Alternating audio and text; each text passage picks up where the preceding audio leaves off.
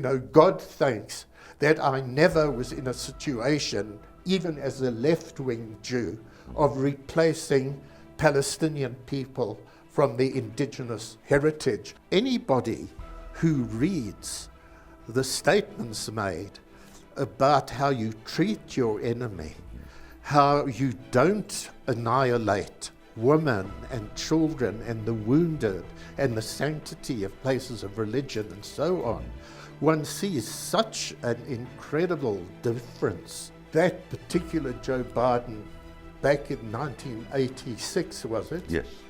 Was actually speaking to the gallery. An absolute opportunist, a hypocrite. The United Nations must be reinforced. The way the US and Israel treats the United Nations in such a derogatory way.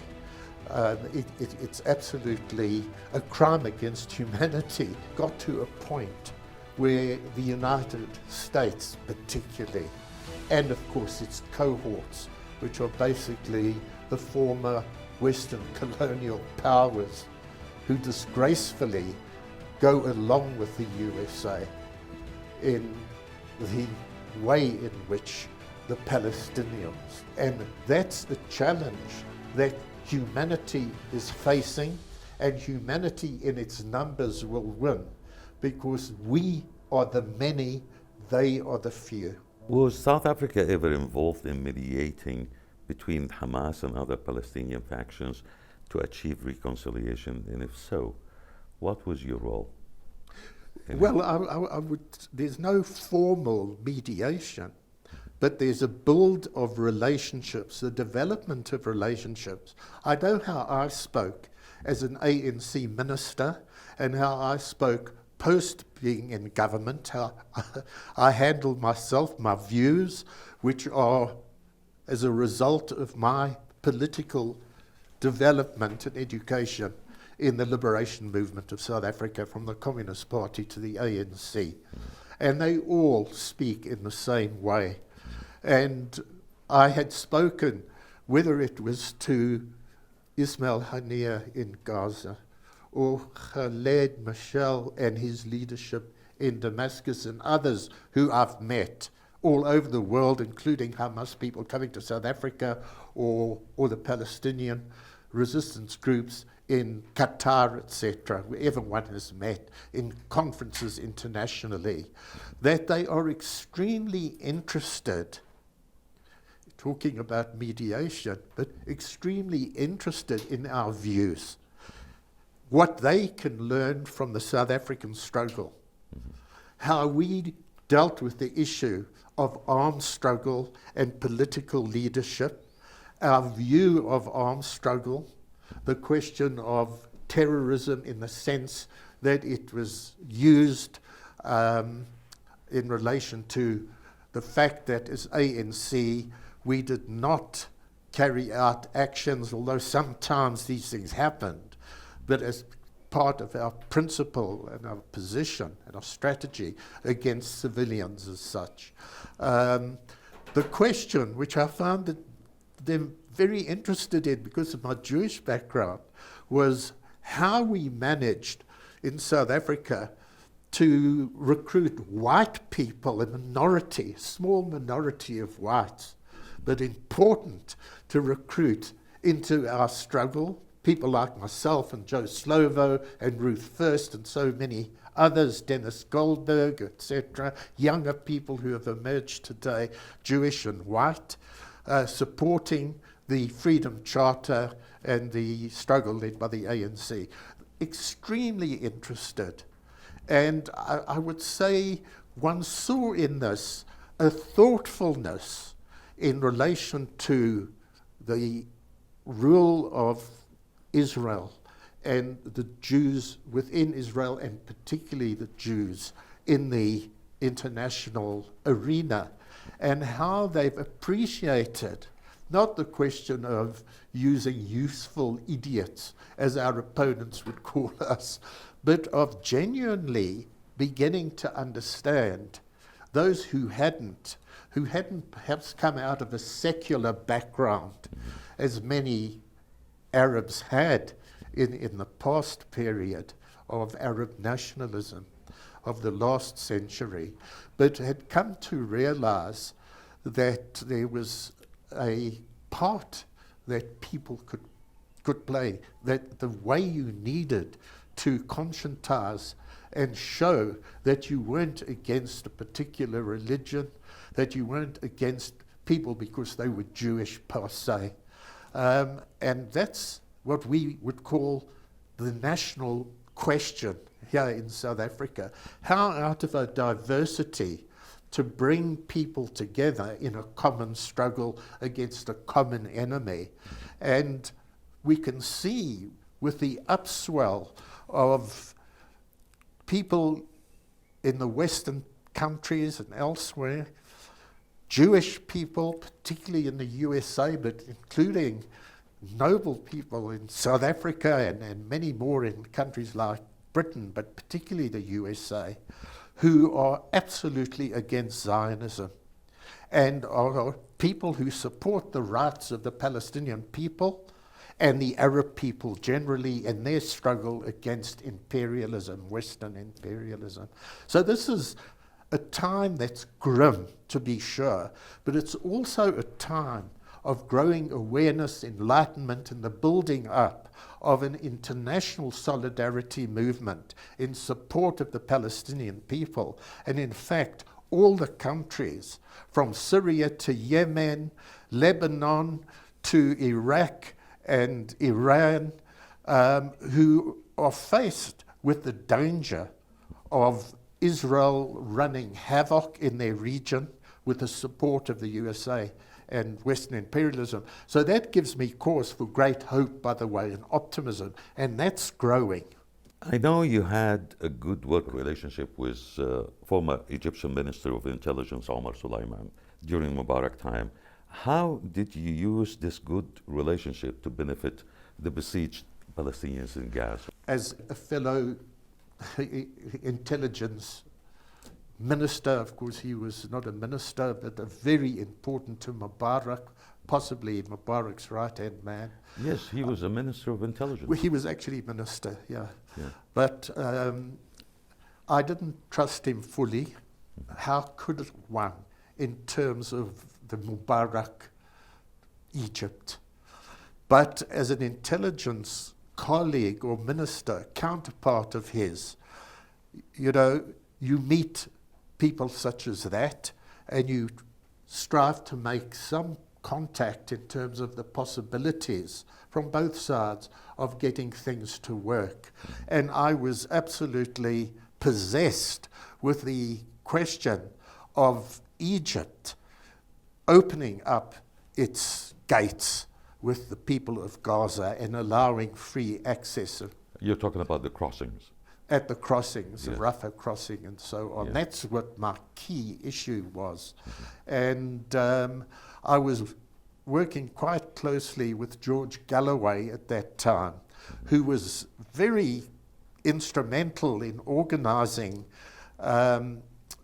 solidarity aid for Gaza and finding it incredibly difficult to bring that aid in. There were certain possibilities then. It was difficult, but certainly not as impossible as now. And I kept on at him, meeting with him to find a way, and I found him stubborn and impossible. Who? The general, the intelligence minister, Egypt. Yes. Yeah. And he would say to me, Mr. Roni, you want to go in, you can go into Gaza from Egypt with the doors open for you, go in, come out, etc. And I would say, Minister Suleiman, I'm not here. So you traveled specifically to see General Omar Suleiman to talk him into this, into opening the crossing? Absolutely, absolutely. Of course, South Africa had relations with Egypt, and there are other relations which are wider than simply Palestine. There's trade and relations, South Africa and Egypt. So as an intelligence minister, I had particular aspects of my role and tasks given to me by my president in terms of the relations between Egypt and South Africa. And of course, when Mubarak was in South Africa, I would meet with him as part of the presidential delegations and so on.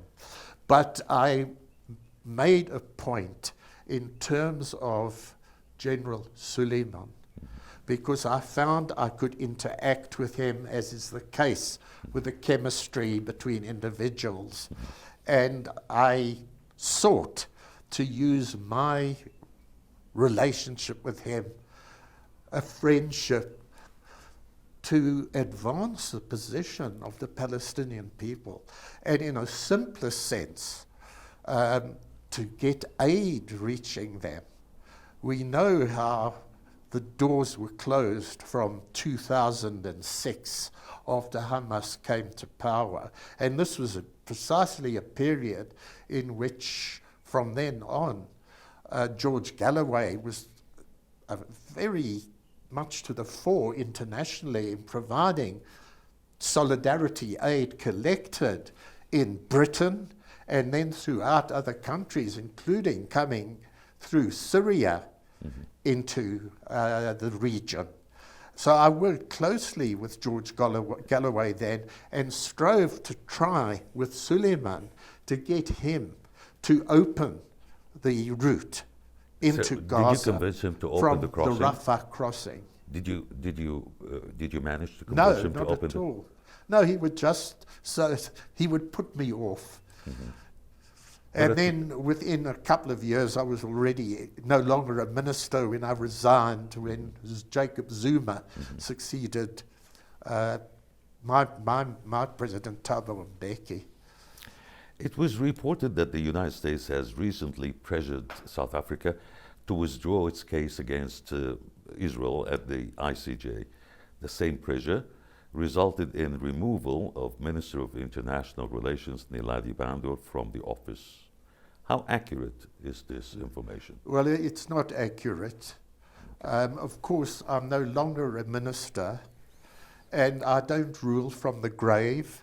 And I'm an old man now, so ANC leaders and presidents and ministers aren't calling me in for advice.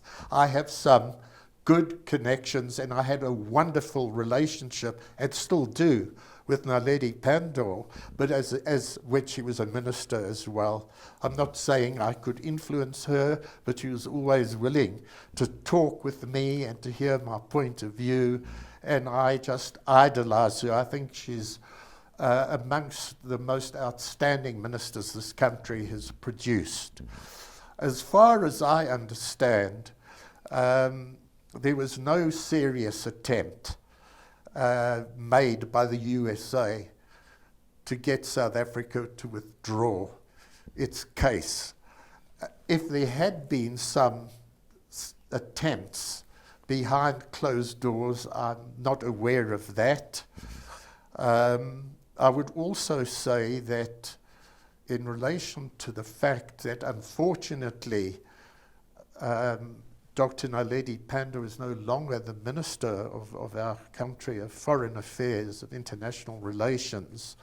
The fact that she wasn't reappointed was because she was not high enough up on the ANC's list for MPs, members of Parliament. We go through that process of the party providing a list on the basis of internal voting system. And she was on the list, but with the result of the electoral vote, which saw the ANC declining to just over 40%, she was not high enough up on that list. If it had been, say, 50%, she would have been returned as a member of Parliament, and I'm sure that President Ramaphosa would have reappointed her, because it would have looked extremely odd if he hadn't. She had been so successful and she was so outstanding. But that's basically why she was not reappointed. Were there any specific intelligence operations that the Mossad did or tried to do during your tenure as a minister targeting Palestinian activists or entities in South Africa? And if so, how did you deal with them? Well, I kept them at arm's length. I was not interested in them at all. I actually felt that they should have no connection with South Africa.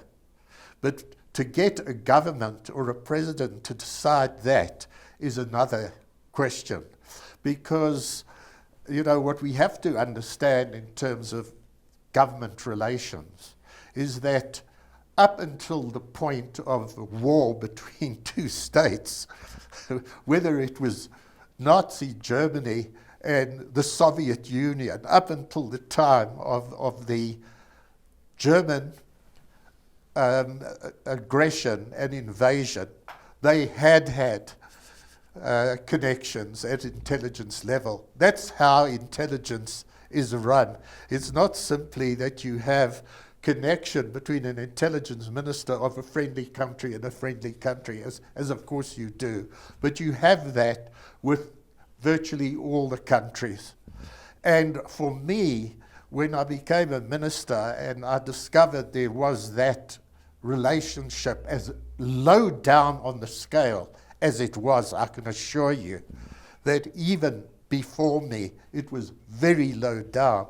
But the question of a minister's relationship to another minister of a country, intelligence, and your apparatus is very different. So as a minister, you can decide not to have a political, because it's an executive political connection with a counterpart, but your agency, they have connections, even if it's sounding each other out to try and assess what the position is. So as the time of my incumbency, it was very low, and I spoke to my agency and I said to them outright that my view is we shouldn't even have that. And I can tell you that, of course, chiefs of intelligence agencies get rather upset because they gain something from even a tender link. Mm-hmm. It enables certain work or exploration to take place. Mm-hmm. But I had that attitude. So during your tenure, there was no such a thing like the customary, the standing procedure, what they call the intelligence sharing? No. There was no intelligence sharing. Well, I can't say. What I can say, there would be no intelligence sharing about Palestinian leaders, individuals, people, human beings. Of course, intelligence sharing, now, just to make it clear, it's not we will give you this about what the Palestinians are doing if you give us something in return.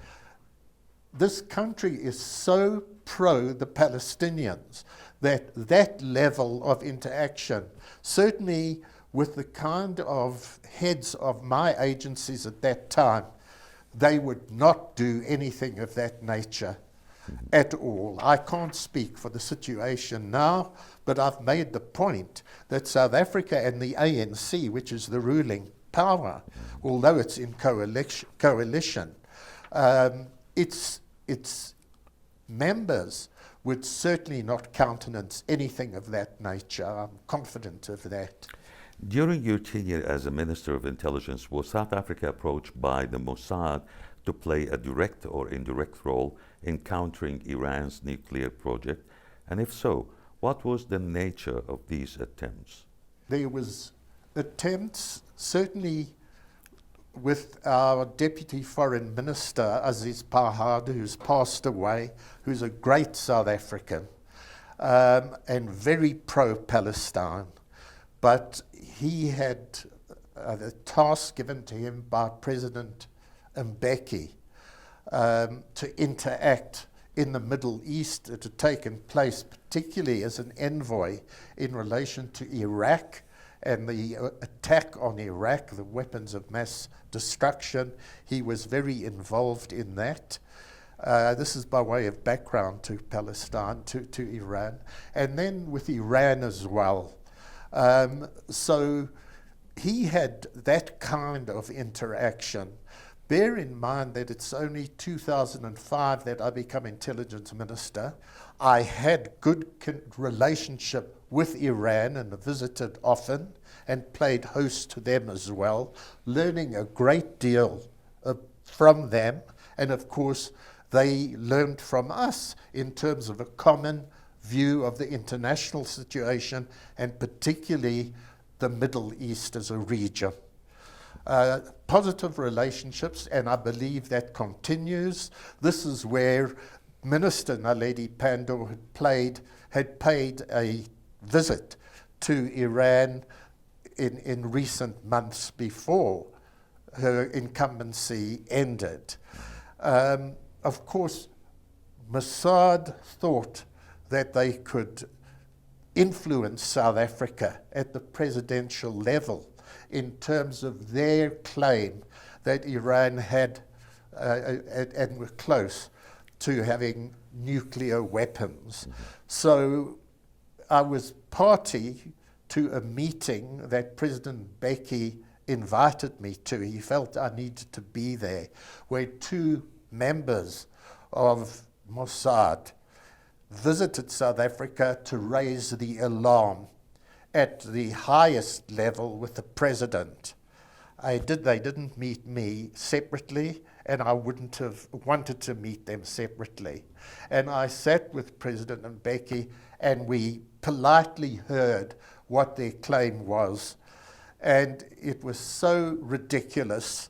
It was at the level of Netanyahu and his appearances at the United Nations, where he shows his graphs with a bomb that's liable to be turned into a nuclear weapon at any given time. We've all seen the shows that this idiot presents to the United Nations, this arrogant criminal. It was of that nature, and they didn't influence us one little bit. It was ridiculous. We could see through it. Mm-hmm. It's on the par, as I've said, with Israeli propaganda. And the president and I, after we'd given them 45 minutes or so, and we put a few questions to them, it was over in an hour. These two guys then departed. We weren't interested in having a cup of tea with them or anything. And we both had, I'd say, a laugh, but it was in amazement at the way they thought, I suppose in a racist way, that they were coming to Africa to talk to a black president and who they could naively influence.